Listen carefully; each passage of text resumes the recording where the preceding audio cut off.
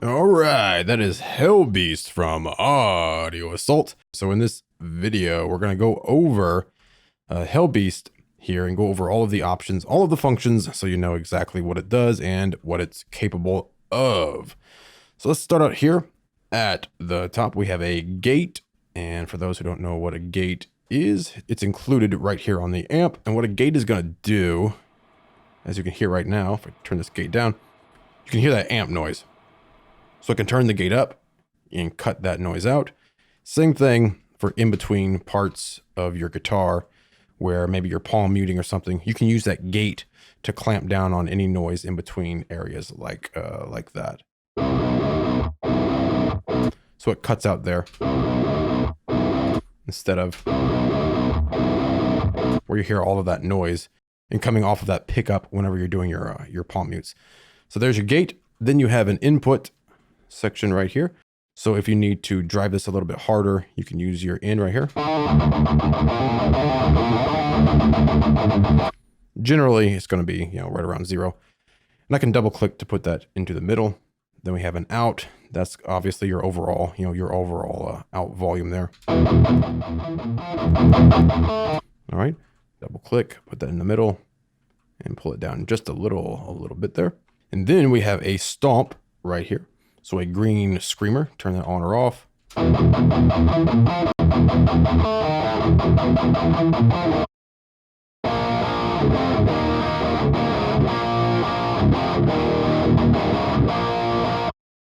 Then the amp section here. And there's only one channel for this amp, but it's got a lot of controls. Now, as you can probably hear, this amp is not meant for really anything but metal, though you can get sort of hard rock or rock sounds out of it. If I adjust a bit here on our gain, our grind, our girth, and I'm just using my mouse scroll wheel for that, by the way. You can turn this stuff down.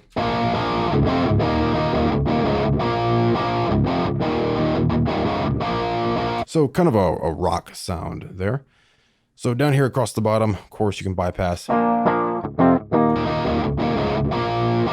And let's grab some metal here and go through some of our parameters here to hear exactly what they do. Now, keep in mind, our cabinet is going to make a huge difference to the overall sound. But right now we have it set up like this here. And we'll get to that in just a minute. So let's go over our girth here.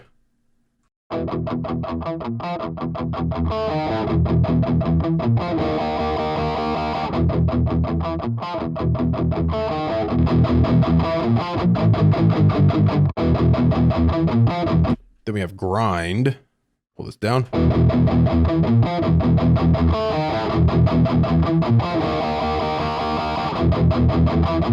So much more grindy, of course, that way. So obviously that's why it's named grind. Then we have gain, and this amp has a ton of gain in it.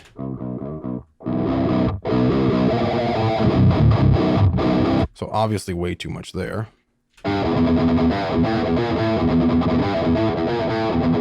You can really get good high gain sounds even down to around 3 or even 4. Then our bass.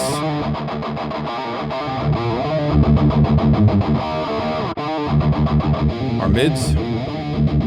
So if you want a nice scooped tone, you can just pull that out. And if you want more of that solo sound, you can throw your mids in there and pull your treble down here.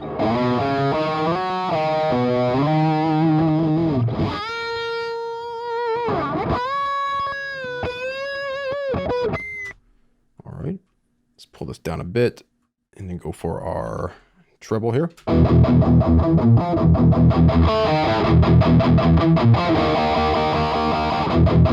Then we have depth.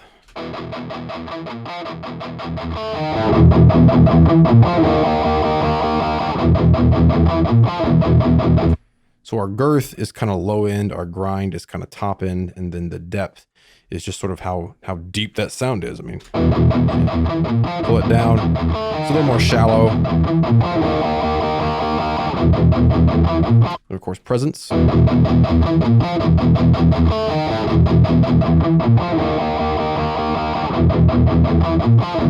Then we have this kill switch, and this takes it to the next level of gain here. So we'll grab this one again. Pop it on.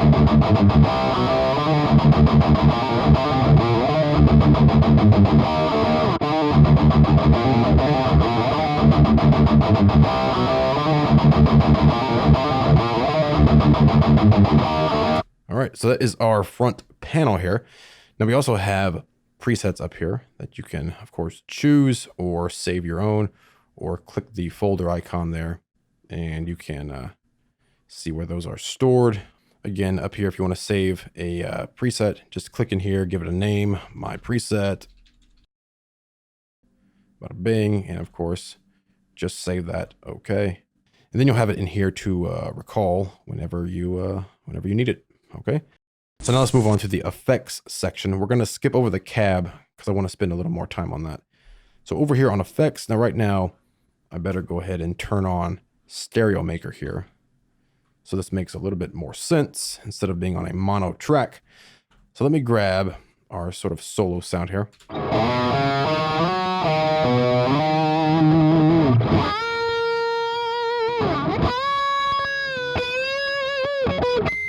All right. Then we have a graphic EQ, pop it on. Then we have a high pass and a low pass. So tighten up the low end here or the top end here. Let me go back to this metal here.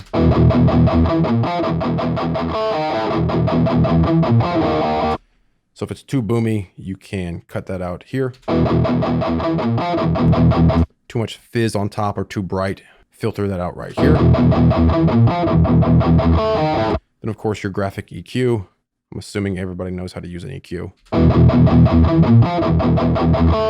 Just boost or cut the frequencies that you need. You turn that one off. Then we have a chorus, a delay, and a reverb. And for that, let's go back to our solo sound. So just pop on our chorus.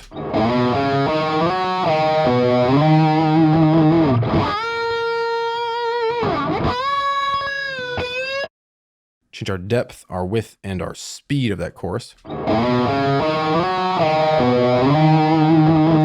So you can, of course, use this for not just solo sounds, but you can get some affected sounds with your chorus there. Let me turn it down for our solo.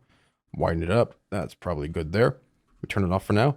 Then a built-in delay, which sounds pretty good. Just pop it on, choose our time, the amount of times it's going to feedback, how wide you want that, and the mix.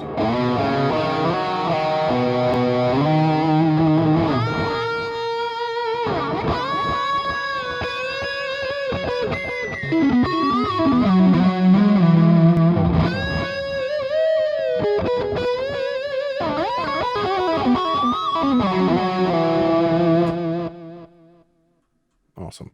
Then we have a reverb here. So choose our size of the room, the decay time there, essentially, the tone of that reverb, darker or brighter, pre-delay. So should the sound immediately get affected, or should it come through first and then get affected?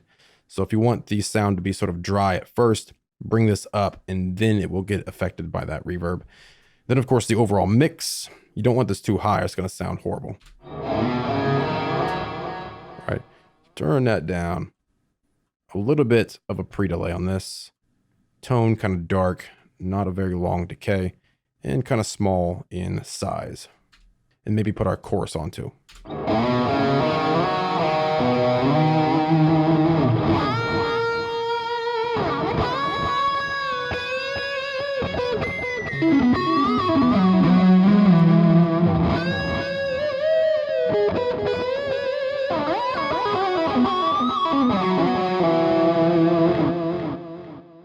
Awesome.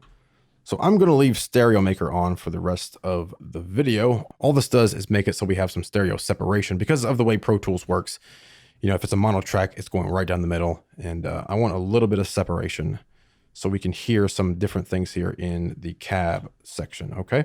Now, other DAWs, of course, work differently, like Studio One, where we can switch the width of our tracks with just a click, but we can't do that here in Pro Tools, all right? So now let's head on to the cab section. And if you have any other Audio Assault amps, you probably noticed this is quite a bit different from what they usually do, where you're choosing a cabinet and a microphone. Now it's just impulse responses, and we have 2 slots here. So it will come with quite a few impulse responses that you can just select. Now, right now I have it on cabinet AB. So let's just go to cab A here, and we'll go through this here. Right now it's on the Fat German, which we can select over here. Just select what you want, or use our arrows there. Let me find a different sample again here. That's just cab A.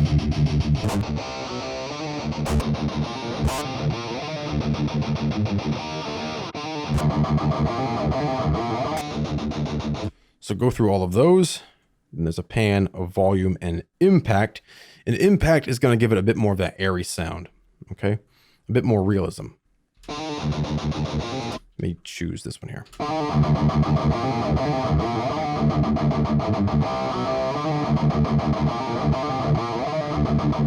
All right. Then we have a polarity switch here, which isn't going to make any sense with just one cab. So then we have cab B. So we can select cab B here. That's just cab B. So cab A, cab B, and then both at the same time. Of course, you can turn off your cab right here if you want to use your own impulse response loader, of course, but you don't really need to because we can load any impulse responses that we want directly within HELLBEAST here, which is pretty cool. So now that I have this on A and B, I can use our pan knobs here and it will make a little more sense.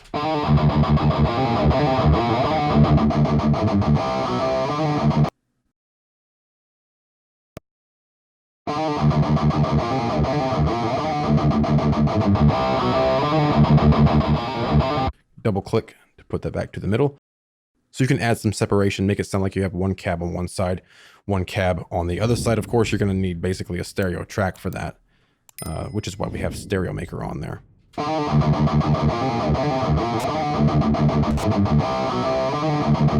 of course, this side is just for cab B. This side here is just for cab A. So you can switch through them however you want.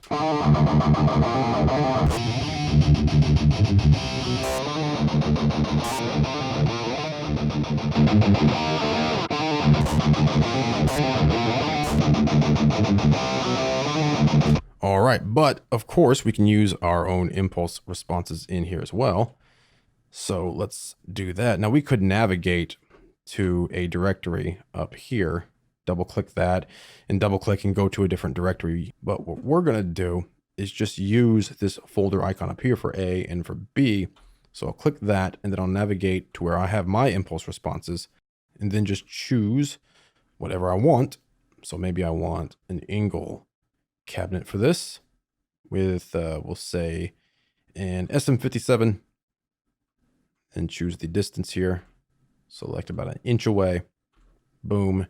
And then right there, we have that directly within our HELLBEAST here. And you can see all of these different impulse responses are updated here in this sidebar. Okay, so cabinet A.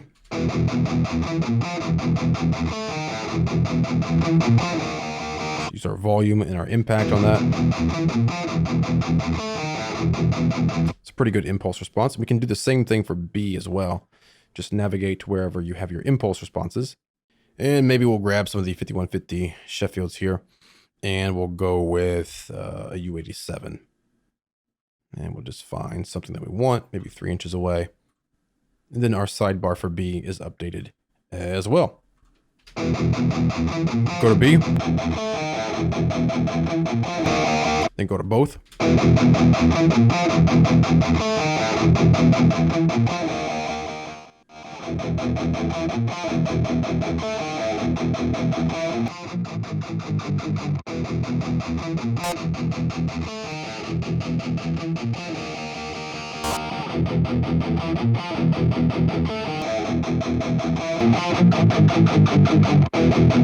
That's a pretty cool sound. Of course, after you find your impulse responses, you're probably going to have to make some changes to your overall parameters here, of course. Great sound right there.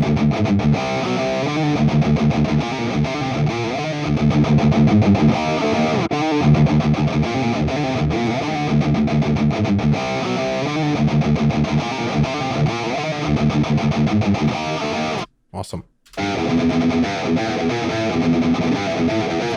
Of course, always change your cabinets as well, your impulse responses. So I'll head back there.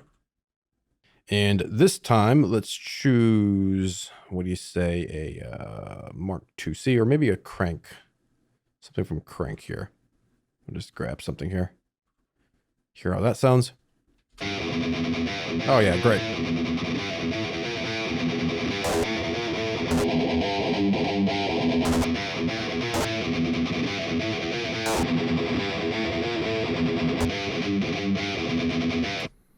Then add B into it there.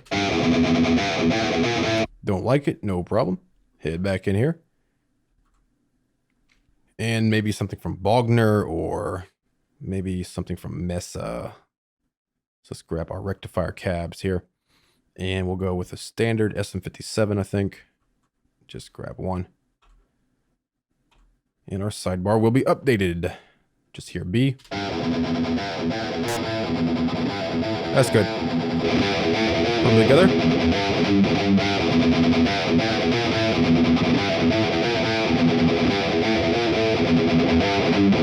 Then, of course, you can always go back to the included ones as well. Now, in here, if I go back, it's just going to drop me into essentially the folders that I have in my impulse response library.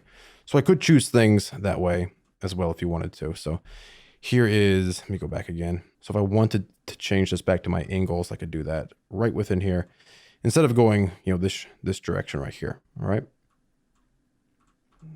Neumann's here. Grab that. B.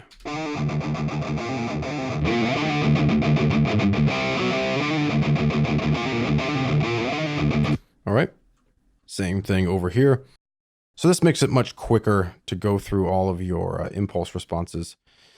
Instead of having to, like in some other Audio Assault plugins, we have to really move our impulse responses over. In here, we can just select it. The easiest way is to use this folder here.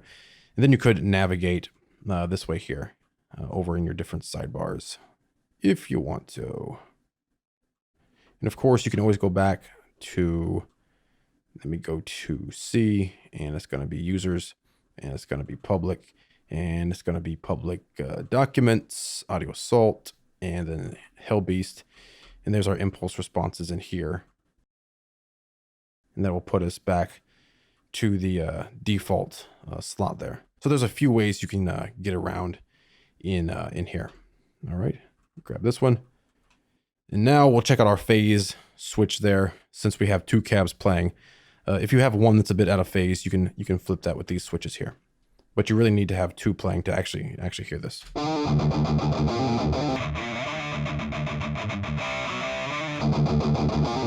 If it's just on A, not going to hear anything, of course. So if something's out of phase, you can flip it.